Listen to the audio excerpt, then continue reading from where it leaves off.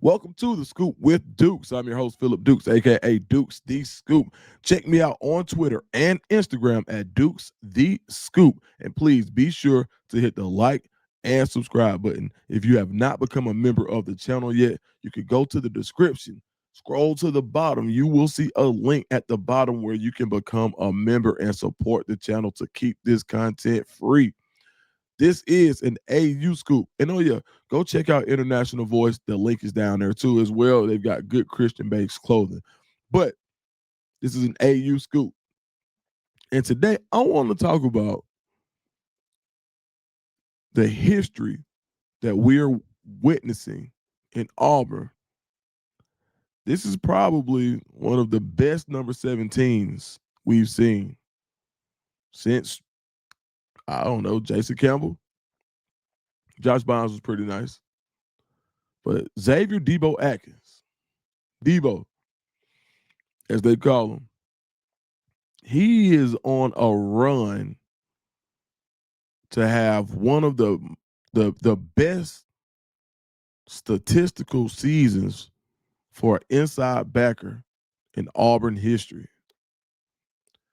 The numbers are incredible, and every week where it feels like he can't do it, he does it. There were people that questioned, was he going to be big enough?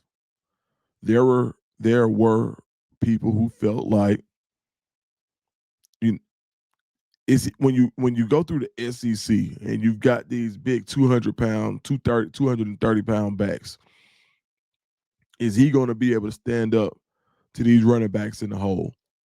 Is he going to be able to take on a pulling guard in the SEC? And he's passed every test with flying colors. Now to the point where he's whooping tackles. He's whooping them. Freak athleticism. Shout out to one of the best backers in Auburn history is Carlos Dansby. Carlos Dansby is a huge fan of his. Shout out to Lodi. Carlos Dansby. That's somebody, and I'll probably talk to Los. We'll bring Carlos on the show again. But Lodi, a good buddy of mine. To hear him talk about Xavier Atkins and athleticism, we're talking about uh a 10-year. I mean, he's Carlos Dansby is the only person. He is one of maybe like 5 people to have 20, 40 sacks and 20 interceptions in the NFL. Very rarefied air. And to get praise from him, and this is it. Like he said, oh, he's cool. Carlos Dansby said, hey, whatever it takes to keep this guy, you got to do it. Pay the man. Whatever it takes, you got to keep Xavier Atkins. And I agree. I 1000% agree. When previous to the Arkansas game, there were some people who felt like, who's going to spy Taylor Green? You got to put a spy on him. The scheme that DJ Durkin put in place for the SEC's number 1 offense in Arkansas worked to perfection, but it does not work without Xavier Atkins. I talked to some people who felt like, Taylor Green is 6'6", 6'7". Is he going to be able to do it? And all he does is go out and prove it time after time. Now, when you look at the stats, it's getting ridiculous. 2 more sacks from the linebacker position, 4 tackles for loss, and 13 total tackles. He is everywhere. And I think sometimes when we see greatness forming, we can be prisoners of the moment. And there's a fear of being a prisoner of the moment, so much so that we forget to actually enjoy what we're watching, because as the young kids say, you don't want to look like you're glazing, or you don't want to look like, I think the term I heard people say is carrying water, but you should not be afraid to give this guy his props for what he's doing. Statistically, this is insane. I'm going to just read from the SEC's press release from Atkins being named co-defensive player of the week. Now, he probably could have gotten this award before, and I think that he's done enough to where he probably is going to get this award again, but he deserves to get this one alone. Listen to this game. Recorded a career high 13 tackles, including a pair of sacks and 4 tackles for loss. All right. His 13 tackles were the most by an Auburn player since Owen Pappoe recorded 16 tackles versus Ole Miss. Okay. It marked the 5th straight SEC game Atkins has led the team or tied for the team lead in tackles, and was his 3rd game with 10 or more tackles in SEC play. 5 games, 3 tackles. 3 games with 10 tackles. Insane. The game also marked Atkins' 2nd game with 4 tackles for loss this season, becoming the first Auburn player since Stanley McClover in 2005 to have multiple games with at least 4 tackles for loss in the season. And I don't think he's done. He's going to be breaking records. He has accounted for two of the four four tackles for loss games in the SEC this season. In the entire SEC, with all the talent, all of these defenders, all of these first rounders, there have only been 4 games with 2 tackles for loss. There have only been 4 games with 4 tackles for loss, and Deebo Atkins has 2 of them.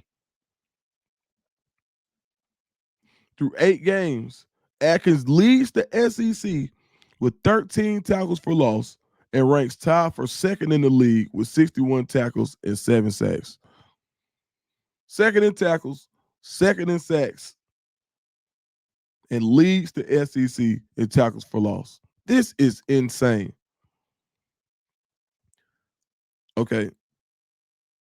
Now, I do want to, as far as tackles for loss go, I believe the record, and you guys check me, the record for inside backer tackles for loss in Auburn is 15. That's Deshaun Davis. Check the stats and make sure I'm correct on that. He probably breaks that against Kentucky. His 13 tackles for loss are the most for an Auburn underclassman since Nick Coe had 13 and a half in 2018. Oh, here we go. And are the most by an inside linebacker since Deshaun Davis had 15 in 2018. He is going to demolish that record at this pace.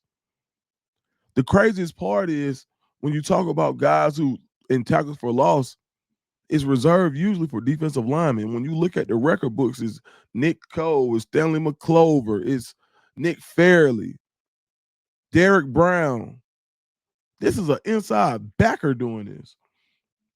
In 5 SEC games, Atkins leads the league with 9 tackles for loss, 2.5 more than anybody else, and ranks 2nd in tackles and 3rd in sacks in SEC games alone. Now, I don't know if you're eligible to win the Butkus if you didn't start the year on a watch list. If any of my stat guys out here or anybody who knows, and I'll do some more digging on that, but I would venture to say I would put his stats up against anybody in the country. Anthony Hill from Texas came in as one of the probably the presumed favorite to get the Butkus this year based on the year he had last year. And he actually coincidentally was the co-SEC player of the week. But his stats across the board don't look anything like Deebo's. Now, I think Anthony Hill is a heck of a player.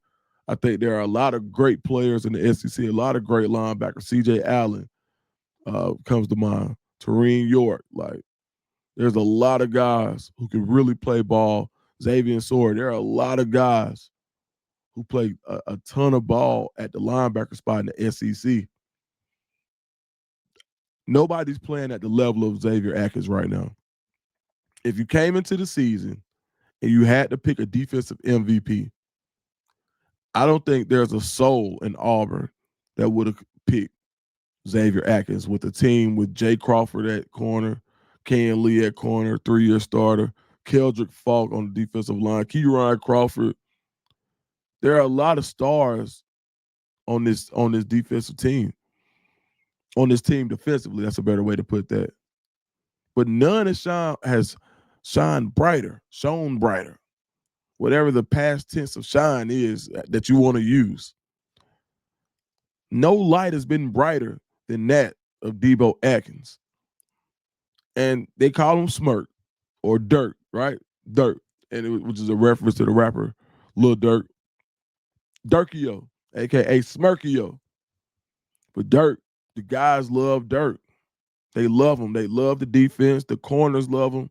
The defensive line loves the games that they get to play up front.